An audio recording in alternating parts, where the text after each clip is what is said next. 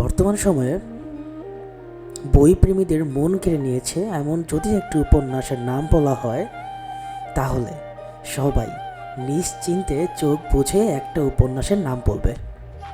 সেটা হলো পদ্মজা।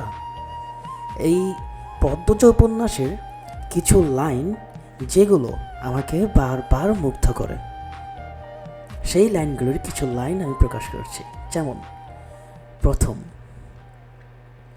আমার পাপের রাজত্বে তোমার আগমন ছিল ভূমিকম্পের মতো।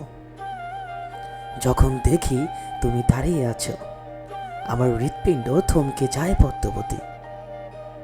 দ্বিতীয়, আমি নিষ্ঠুর, তুমি মায়াবতী। আমি ধ্বংস, তুমি সৃষ্টি। আমি পাপ, তুমি পবিত্র। এত অমিলের কেন হলো মিলন? তৃতীয়, সারা অঙ্গ কলঙ্কে ঝলসে যাক, তুই বন্ধু শুধুই আমার থাক। চতুর্থ, গত 4 দিনের একাংশ যন্ত্রণা যদি তুমি অনুভব করতে, তাহলে আমাকে না মেরে বাঁচিয়ে রাখতে। আমার শাস্তি হতো বেঁচে থাকা।